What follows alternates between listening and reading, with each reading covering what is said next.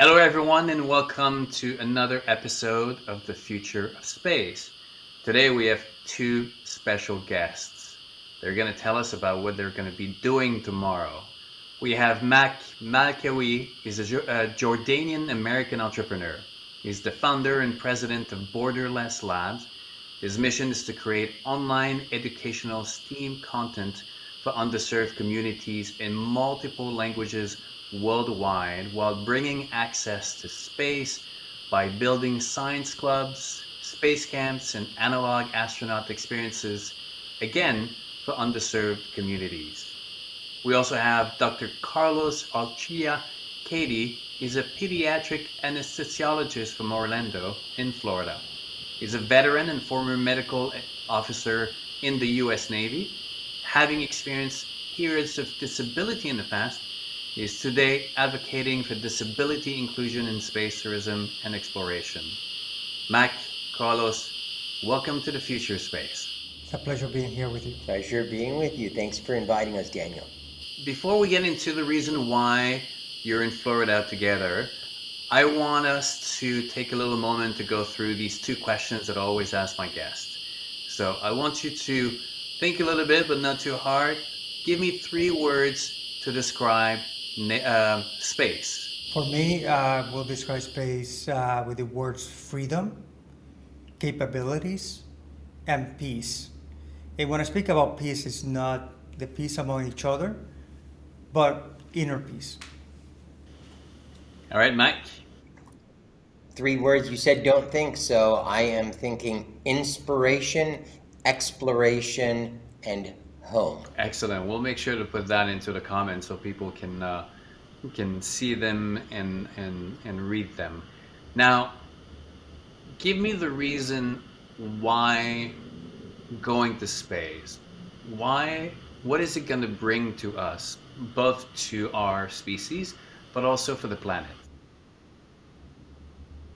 Well, from my perspective, definitely I come from my ancestors were explorers, and I think human beings have basic needs in terms of food and shelter and family and love, but also we have also an intrinsic need to for arts and also an intrinsic need for exploration. It's just in our nature.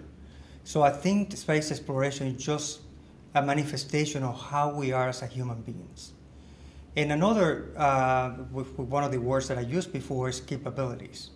Is going to space can develop capabilities, especially in my field as a scientist, physician, and somebody that is a researcher, is the possibilities and capabilities to do development of drugs, treatments, and maybe innovations for the medical field that we otherwise could not do here on the surface of the earth. Mac, you want to chime in? Absolutely. I'm just like we were talking earlier. I'm a geek. I'm a sci-fi fan, and I love it. I was inspired by science fiction of even the old 1960s and 70s science fiction and Star Trek, and just being inspired by what we consider today everyday technology. Back then, it was impossible. It was indistinguishable from magic. So the inspiration that young creative minds decided to become engineers and create reality, which what we thought was impossible to create, the magic at the time, that inspiration just reshaped humanity. And I believe that we can also continue to inspire the next generation to do that. And just like Carlos mentioned, we are explorers. There is nothing that really inspires me more than that hero's journey of the explorer.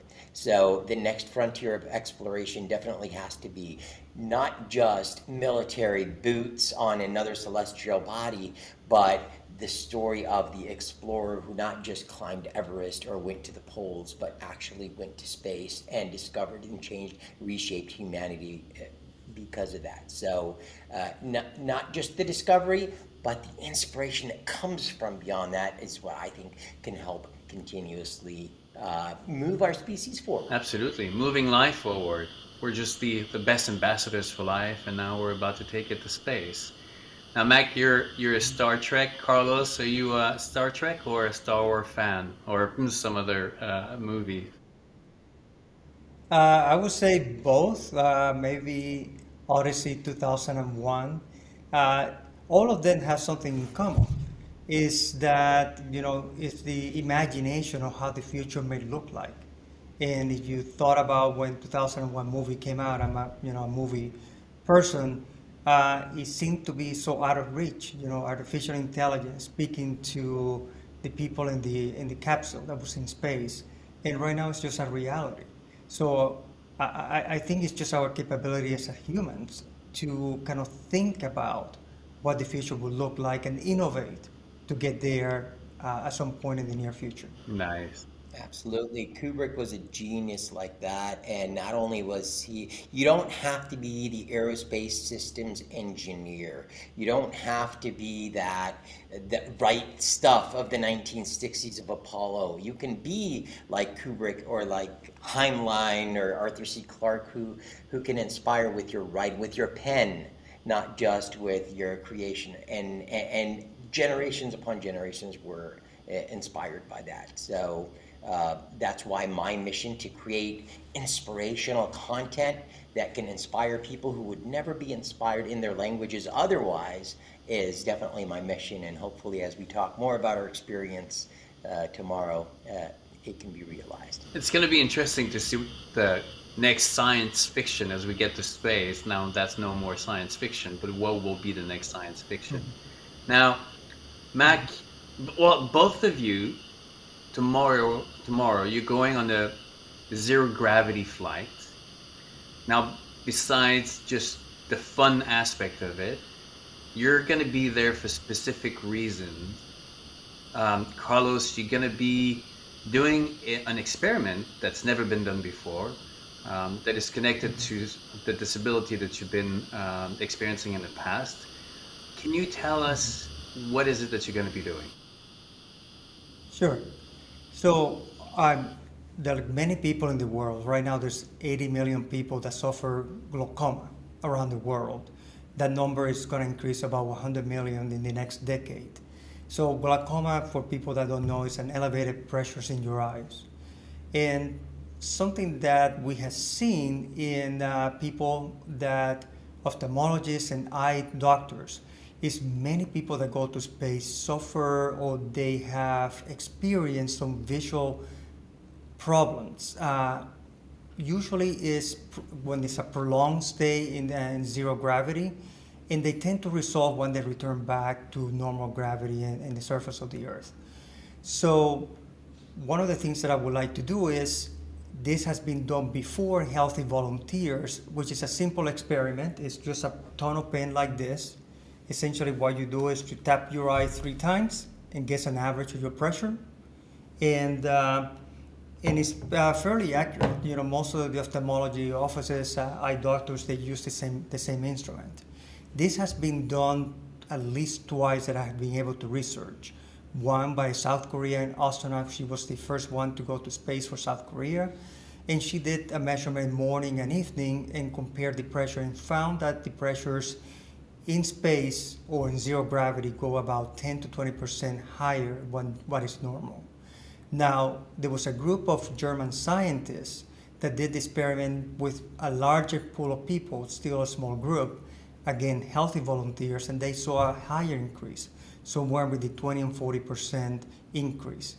The belief is that the body physiology changes in zero gravity, and we all know about that. And one of the things that they have seen in eyes is what we call flattened eye syndrome, which is the eye gets a little flattened, and that can distort the visual acuity in space. And also increase inflammation of the optic nerve and increase in pressures. It is believed that when you are in zero gravity, there's some pulling, so the fluid shift is more towards your head, not towards your body. When you are in zero gravity, gravity brings things down. So there is important, to look at this not only when I will be going to space in the near future and how my eyes will respond to zero gravity, but also opens the door for future research, for future treatment. It also opens the doors for 100 million potential space explorers that can actually participate in this experience. And that's going to be so tomorrow's a first. It's never been done ever in zero gravity. It's never been done by somebody with active disease in zero gravity. So this will be a historic first. You must be looking forward, I'm pretty sure. Absolutely. And then the zero G team has been fantastic.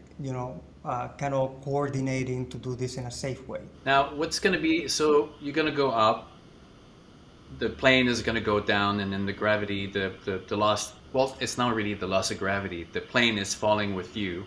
That gives you the feeling of zero gravity. You start to do the experiment. And so what will happen to the results once you go back to the ground? So the results are more self-measurements. It's just for me to measure my response. This is not a part of a IRB approved study that we are looking different people and compare, healthy volunteers with people with active disease in multiple subjects, so we can actually publish something more scientific. This is a non-scientific experiment, but hopefully will be the beginning for us to kind of do more experiments in the future. I see. So if there's a message to broadcast with the results, is there like a special target you would like would the next step be you want to organize just a full flight of people with the same disability so you can take multiple measurement? Would that be something that would be interesting? Oh, absolutely. It will be very interesting. You think about 80 million people around the world with glaucoma. We're talking about a large number of people, and many of them would like to have this experience. So we want to have this experience of future space travel, either as a tourist or space exploration, and make it safe for them so we can actually have an idea what we already measure in healthy volunteers, but actually we have an idea what happens with people with active disease. We can design some treatments, some prevention, so they can participate on that, but at the same time being safe for their eyes. Nice. This is going to be exciting. Now, Mac, you have a special guest tomorrow. Tell us about who you're going to be bringing with you and why this is so special.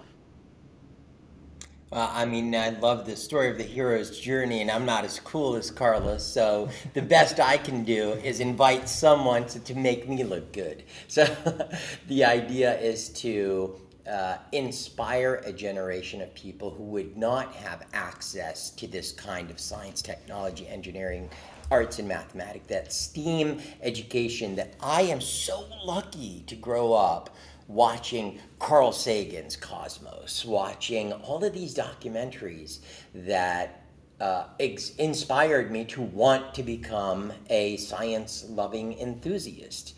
Unfortunately, there are so many languages out there that don't have access to that content in their native language.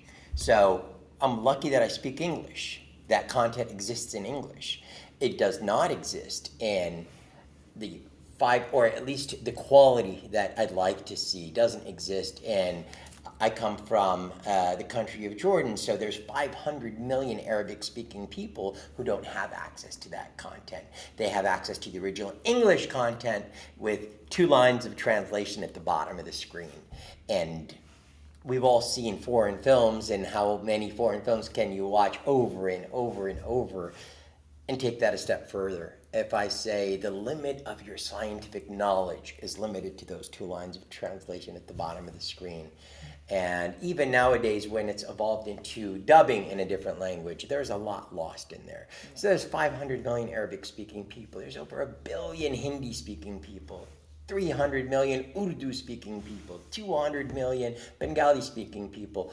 So my scholarship tomorrow is beautiful, wonderful, talented, and smart science communicator from the country of Bangladesh who will be speaking and giving this kind of content, not just for the zero-G flight, but we're going to be filming a fighter jet experience and an acrobatic plane experience and hovering with a helicopter experience and hot air balloon experience, all different types of aviation science, and make that a continuous documentary in Urdu, Hindi, Bengali.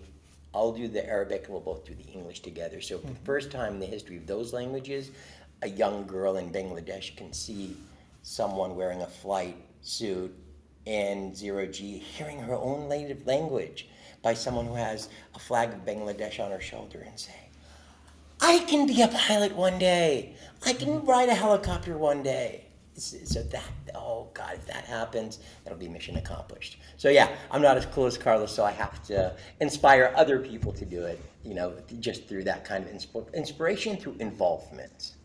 I disagree. He's a cool Okay. guy. And I already offered to Going do to a say- segment in Spanish so we can, Yes, we did, Yeah, and I'm glad you saw that the message resonated. So now the wonderful people of Puerto Rico can also get just as inspired by your story, not just the medical aspect of the story, but the inspiration in general. And our stories are they might be different, but they have a lot of similarities. And essentially, what we're preparing is the future of space exploration that doesn't belong to this elite group of people that they're former pilots or people that trained for many years. Now, as we're democratizing people going to be able to go to space through different companies are allowing that to happen. It's a reality today. I mean, 2021 was, a year that this just became a total reality, and there's more to come. So we want to be sure that we inspire, in his case, the younger generation from any part of the world, no matter what language you speak, to be sure that they have this kind of content in science and technology so they can be the future astronauts. So we need to inspire the younger generation. The same way I want to inspire people that feel that they have some limitations, disabilities, that the future of space actually also belongs to them. Now, Mac, so tomorrow it's a young woman going up, going through all these amazing experiences. Tell us a little bit about the process of how this young woman get to be obviously the lucky person tomorrow. But so did you have to actively search for? Was it a complicated process? Tell us a little bit about that.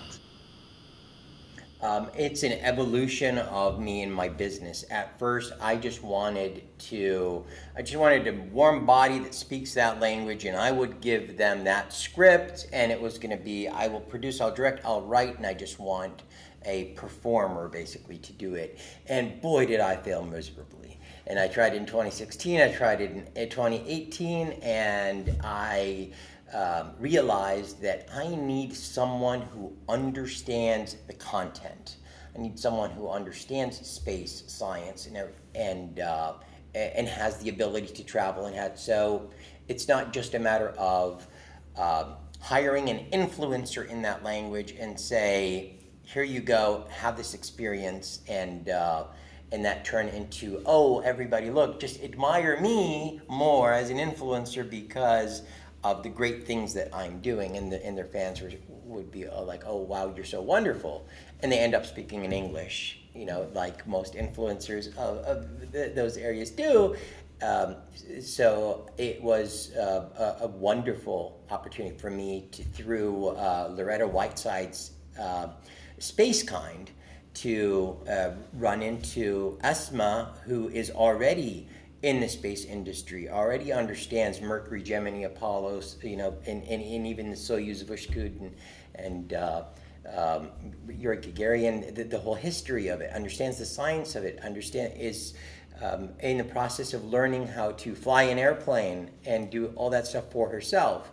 So the conversation, you can see the passion in someone's eyes when they talk about that. So when they experience something like, today we did the helicopter experience around Kennedy Space Center, and the way she was talking to the helicopter pilot about the pitch and the yaw, and in terms I have no idea, what they're talking about, the foot pedals and how it's going up and how it's going down.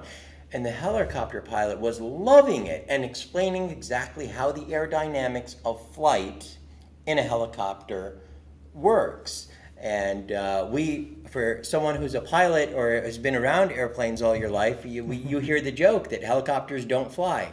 they're just so ugly that the ground repels them. So that's a pilot's joke you hear all your life, and then we heard it again today.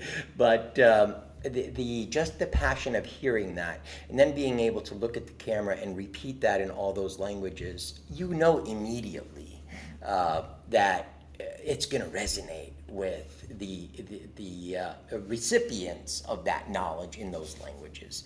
So how do you do it? You fail and you fail and you fail, and then you finally realize there's no recipe you can make. You have to find the actual talent that has it all. So I can't create her; she was already there. I was just lucky enough to find her. Now, your goal though And just is to add, to at one point make it possible for more scholarship individual to experience that, correct? Yes, that's the goal. I mean, I've already, as I'm pitching this to other people, I'm getting, calls from journalists in the Baltics saying, we have all of these languages, even in Europe, from Romania and Hungary and Georgia and all of these countries that don't have access to this content, even though some of them are former Soviet Union and they're part of that history, but in their native language, they don't have these kinds of documentaries. And so I was surprised to see that, no, it's just a matter of English so we're in the infancy of this type of space exploration, at least for non-military use. And if we want millions of people to live and work in space, we have to inspire millions of people to want to become part of it.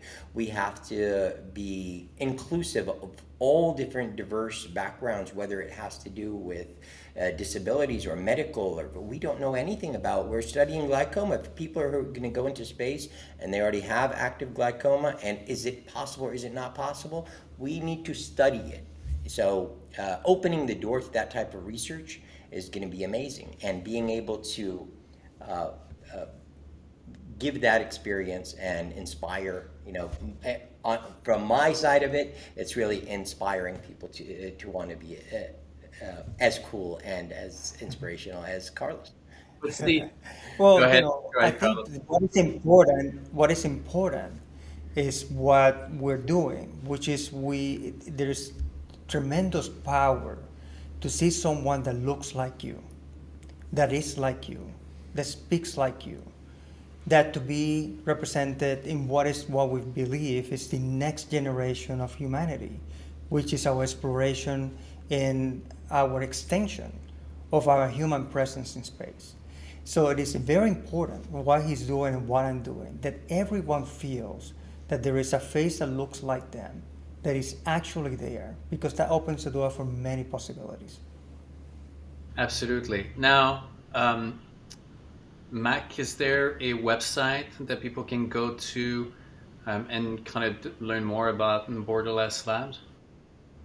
Yes, absolutely. Borderlesslabs.org. www. And Carlos, is there anything online, or it's coming later after the results?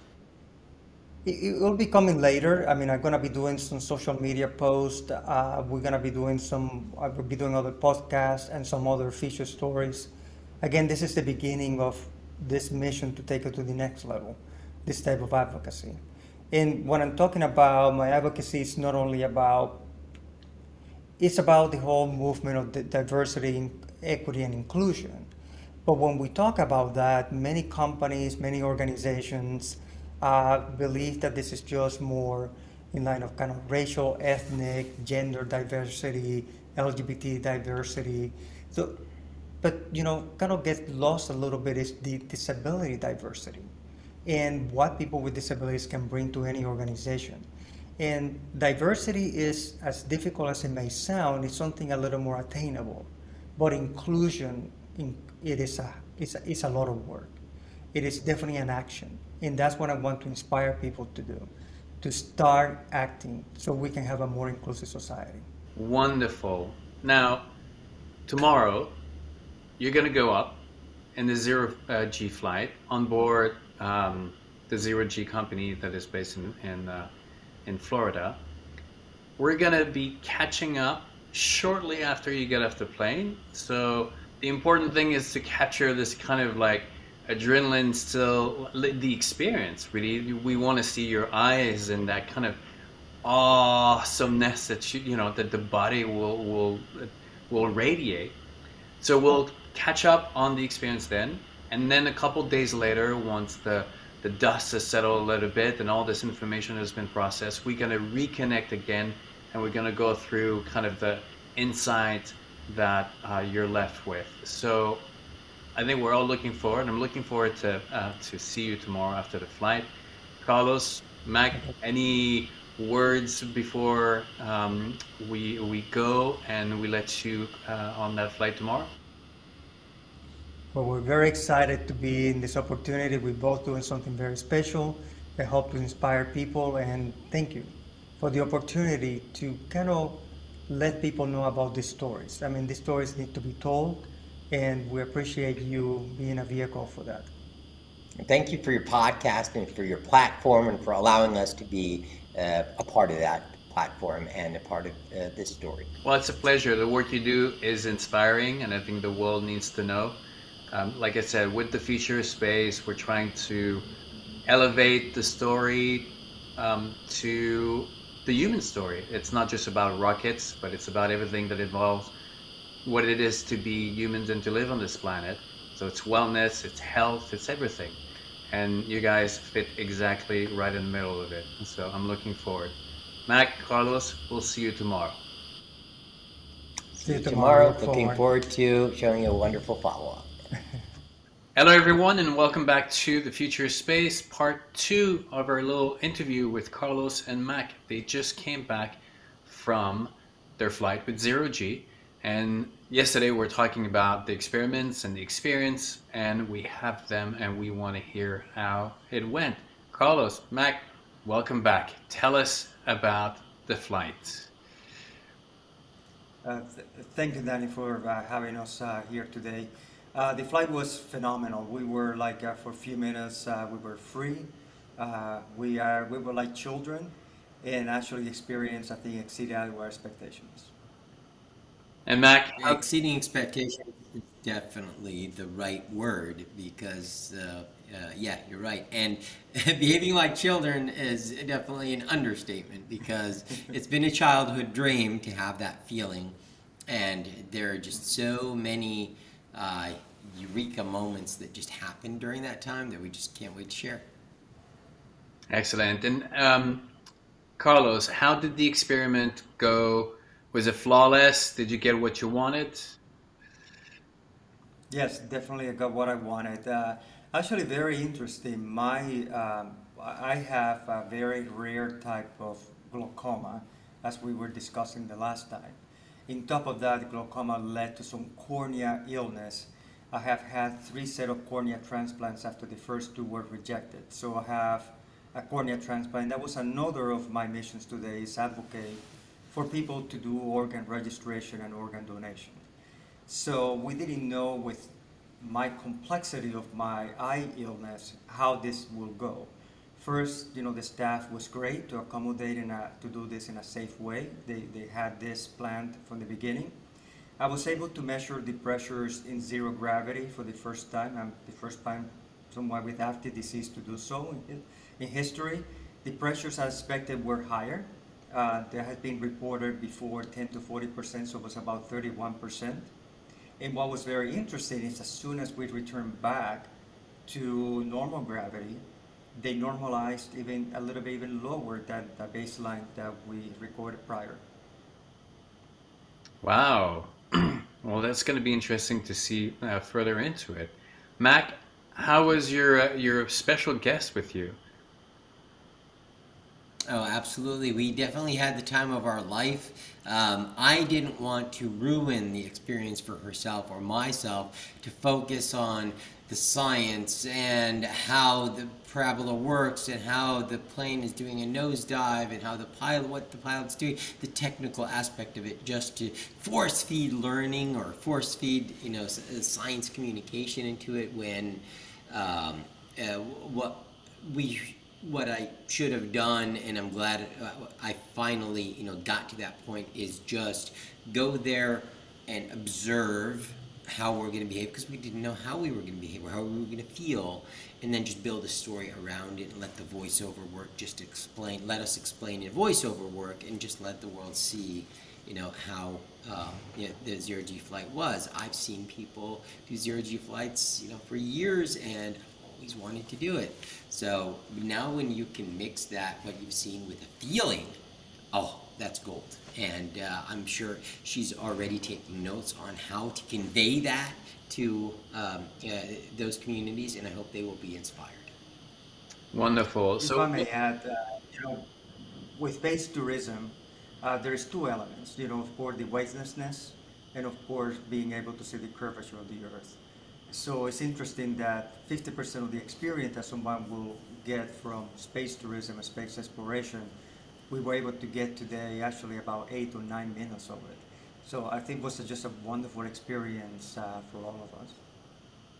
was it because the plane dives? Do you like? Is there a moment where like suddenly your sense of safety like gets triggered because the plane's starts to go down and you start falling with the plane?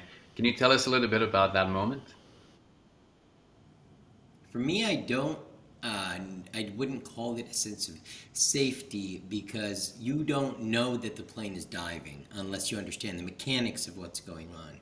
You just feel heavy. The whole plane and your orientation of your body's looking in the same direction. You feel so heavy, twice your own weight, and then all of a sudden you feel lighter, and then all of a sudden you're floating. So you don't know that you're diving. You just know you're heavier, then you know you're lighter. Just when you go like on one of those new theme rides that you don't understand how they're making you feel that way, if they're spinning you or what. So geeks like us want to understand the mechanism of how they do that. But uh, if I didn't understand the mechanism, all I would know is that I'm heavier, then I'm lighter. So there's no sense of safety as much as there's a sense of it's weird, it's different, it takes you by surprise. They tell you that's going to happen, but the feeling, you can't prepare someone for a feeling. You prepare someone for an academic, this is what's going to happen. And of course, we joke around, and we were just talking about how they teach you not to swim. Don't flap and swim. Nothing's going to happen. You're just going to kick people. Guess what happens? Everyone is swimming and kicking, because you can't help but be in an unnatural position. So, yeah, there was no lack of feeling of safety or harness. It was just they did a good job making sure we had fun like that. But no, I thought I would feel something different, and I was totally blown away with what I felt.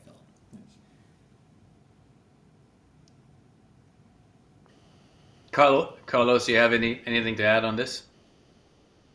Yes, I mean it was extremely sudden. We had a debriefing session prior to the flight. Right before every element, there was definitely multiple coaches coaching us along. I wasn't expecting like in few seconds to say, okay, we're gonna be now almost 2G gravity going up, and then it is literally goes from 2G to 0G, and it's very sudden. And suddenly you're floating in the air, and you're trying to kind of find a way to say, how am I stay together in one place? But actually, it's not meant to be. You're just floating, and then you're moving around. But I had to say the element was there was a little bit of element of surprise, even if we knew I was coming, but how suddenly we go from normal gravity to 2 gravity to suddenly 0 gravity. Beautiful. So I understand that we're going to be seeing each other again later this week, and at that moment, you're going to be able to explain a little bit. Well, we'll have some footage of what happened during the flight, and Carlos, you'll tell us a little bit more about the data.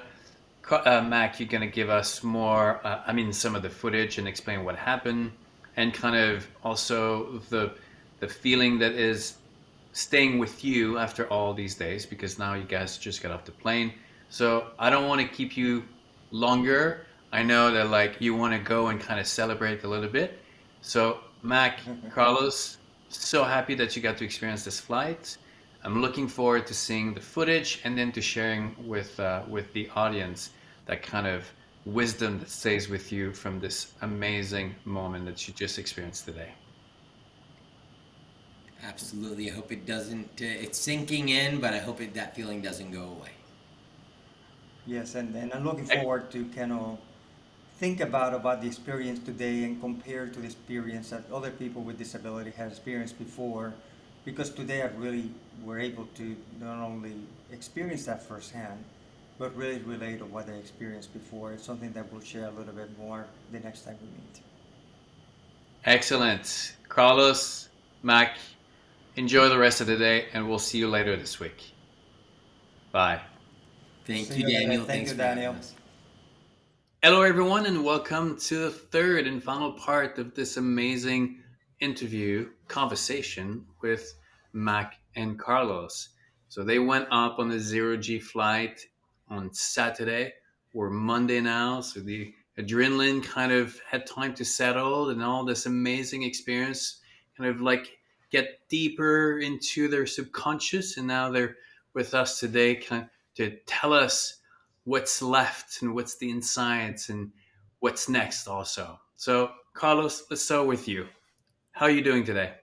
I'm doing well. I mean, I definitely over the past 48 hours, I have an opportunity to kind of think a little more about that. Mac has been in a kind of very active, doing a lot of thrilling things over the past 48 hours. In my case, I'm seeing a little bit more, kind of being more connected to my inner feelings of what the experience meant to me, and especially with the advocacy work that I did during the flight. And I think that's what I think was magic about space and space exploration. It can be exhilarating and thrilling in one side, and can evoke very deep emotion both in your heart and in your soul. And what's next with the with some of the experiment that you did, and what are you planning to do to follow that up? So we definitely saw that it was an increase of 30% in my pressures, and those pressures normalized within 2 minutes as soon as we were off zero gravity. So I'm seeing my physician team in April 4th, and then we're going to be discussing that. So one potential that we can do is maybe get some people like me to maybe do a special flight that we can do an experiment and see if this is something that we can replicate with other subjects. Now, if people are listening and are like, I know someone who would like to go up, maybe is connected, has the same kind of um, disability, is there an email that we can put into the comment or a website that they can go so they can get in touch with you? Absolutely. I mean, you can put my LinkedIn profile and LinkedIn address and my email address, and I will be more than happy to connect with anyone that would like to get additional information. Wonderful. Mac, tell us about how the last 2 days have been for you, because I understand it that you were still going around with your filming team today. The adrenaline was still rushing high, and now you've had this experience 2 days ago. How are you feeling today? Well, it doesn't matter what you're doing as a other uh, activity. You're still digesting, and you're finally starting to put into perspective the experience you did a couple of days ago. And I think nothing tops the zero G opportunity we did. My original intention of enjoying this as a thrill ride, enjoying this as an opportunity to feel like I'm in space, and that adrenaline was amazing at the time. But now that now that it's sinking in, and I'm remembering and reflecting and sleeping and dreaming and remembering of those opportunities, and communicating with Esma, the science communicator I brought with me, and just seeing the perspective that she had and the perspective that Carlos had made me reflect back and say, wow. And everyone says the same thing. It's the same experience that astronauts do or have when they experience the overview effect. I want everyone to feel this. I want everyone to experience this. You can't verbalize, that feeling. And it's not just a feeling of fun. It's the feeling of, for example, Esma, the science communicator. I'm tumbling and doing zero G, and I'm telling her about my experience and what's your favorite part. And she said, Mars gravity. The first parabola, just Mars gravity, because she all of a sudden stopped seeing the plane, stopped seeing everyone else bouncing around, and just mentally saw Mars and her as the first woman wearing a spacesuit. That's how it's going to feel. I am that person walking on Mars for the first time, and this is how it feels. This is training. This is preparation. This is, so that made me choke up a little bit just listening to her talk to it. Like, for her to have that perspective was really special to hear. And to answer your question, it's now we're starting, the experience is sinking in. We're starting to reflect back on how we can share this experience and how we can make a difference. So what's next for her now? Is she left and going back into her own world, or is she still sticking around? And then you're going to be continuing this this time with her. We already did our helicopter tour around Kennedy Space Center. We did our biplane ride. For us, for you guys, it's adventure seekers. That's probably nothing, but for us, it was a pretty special experience. And single engine biplane. And we did our zero G flight. This morning, we did our skydiving experience from 18,000 feet, which is the highest, I guess, legal skydive you can do, and the right over the Space Coast. And as we're falling, we're seeing the NASA Assembly Building. They were supposed to be rolling out the SLS at the same time, but that's been delayed, which is fine. Tomorrow, we will be doing other experiences in the Orlando area, indoor skydiving, and all of that with communicating the science behind all of that aviation. So, yes, you'll be learning more how to fly. We're going to be doing a glider experience and a hot air balloon ride, and explaining all the science behind it. And hopefully, in those languages, being able to inspire people to do it. So, we have another 3 more days of that, and wrapping up with the actual astronaut training experience of learning to do a mission to Mars and mission control, and doing all the amazing science content that hopefully inspire someone who never thought they can be in the space industry to say, I saw a show one day of seeing a woman like that. I never thought it could be me, and here I am in the space industry, being a part of the people living and working in space because I was inspired by people like Carlos or Esma or Daniel. Or so to me, it moves me to see that we can make this difference. And for me, what's I next think it's is fair to say again, that we're yeah, all moved by it. yeah. Carlos, go ahead. No, I think when I'm thinking about what's next for me, definitely, I was ready before the flight to do go to space and do a suborbital flight with one of the space tourism companies, and now I'm definitely more ready. And I think the same way that Mac was describing about inspiring people that in his education, STEM education. In my case, is to inspire people that have disabilities or limitations that I don't want them to be defined by their disabilities or the limitations. I want them to know that they can do this too. And that no longer the sky is the limit. The limit is your ability to dream big. I was very impressed with the signs. He had the vision to already know that up front, and already to know that he wanted to do that advocacy up front, and had the signs with him on the flight when I was just thinking about a thrill ride. And now that the experience is sinking in, I'm thinking about what kind of advocacy I can do. So I'm very impressed and honored to be with you, already having that vision ahead of time. So we're in great company. Now, Carlos, all this, not Carlos, sorry, Mac, all this footage is going to be turned into a documentary, I understand. Yes. When and where can we expect to see the result? Is it, first of all, is it going to be in North America, or is it mostly going to be overseas?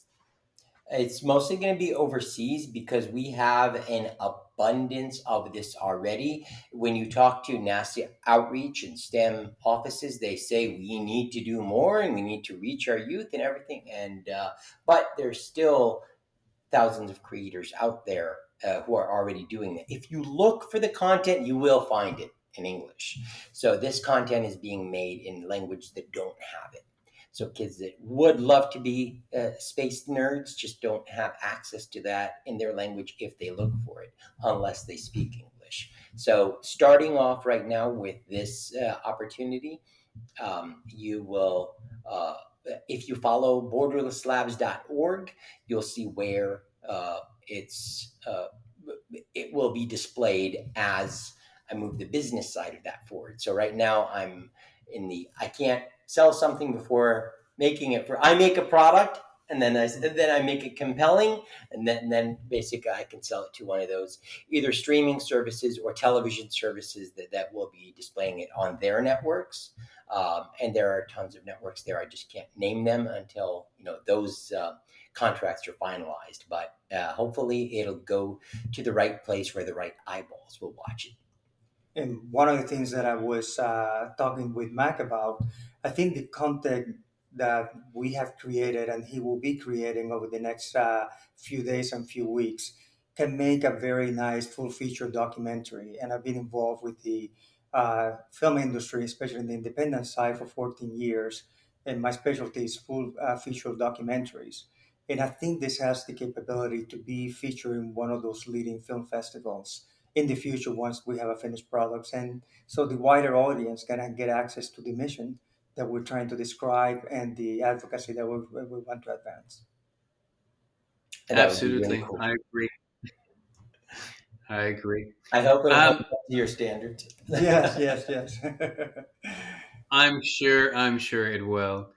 Um, Before we go, obviously we want to kind of go over how was the zero G team going up on a plane and the entire experience.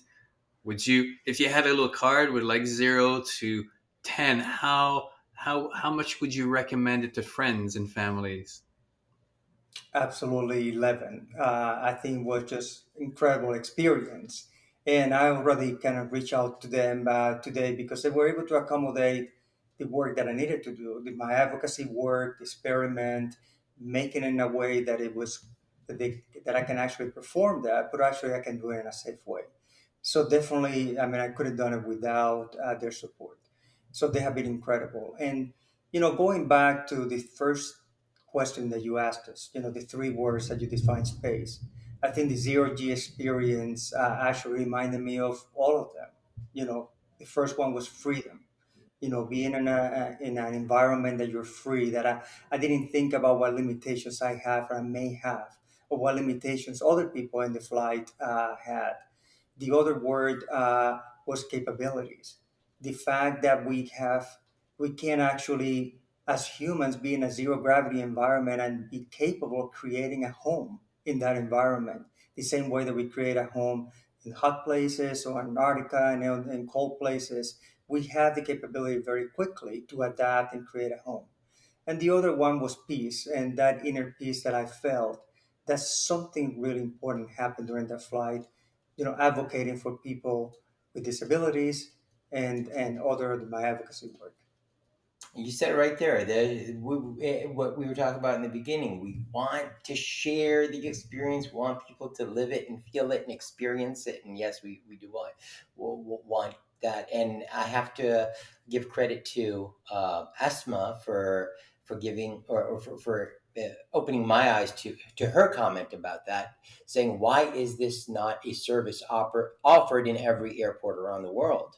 I mean, this will change people's perspective of space travel, because skydiving now is offered in almost any city you go to. You'll find an opportunity skydiving. We just experienced that today, and now her fiance is like, okay, fine, I got to do that. After seeing I have to do that. And our photographer said the same thing. Yeah, I finally have to try skydiving. And we figured if there was more opportunity for people to experience zero G, and it's available at every airport, then two things will happen. First, you'll have enough supply and demand for it to be affordable for everyone. Just skydiving wasn't affordable when I was young, and now zero G is not affordable to everyone else unless we give them a scholarship to do so. So hopefully, at some point, zero G can be as accessible as scuba diving or skydiving, and that'll help. Those things help shape aviation, and hopefully, this thing will help shape the public's acceptance and reception of space travel being normalized. So, And if I may add, not only about the zero gravity experience, but we're talking about the space travel and space industry and the space tourism industry as a whole. I think, I have been lucky over the past few weeks to connect and informally communicate with some of the space tourism leaders. And they take very seriously accessibility of people with disabilities in the rockets, and they're working very hard to get there. I think what we need to do is get started. The earlier we start, the earliest we'll know what other things we need to do to improve that experience. So this is an experience for everyone, both the zero G experience, but also space tourism and space travel as a whole. Mac Carlos, this was wonderful. Thank you so much for bringing us along on this amazing journey. Mac, you're going to send us some footage, and then hopefully, as we end this video or throughout the video, there's going to be some clip. But hopefully, we're going to end this video by putting maybe some comments from your guest, how she felt. If you have someone on video, it would be wonderful to share it. wonderful. Thank you so much again.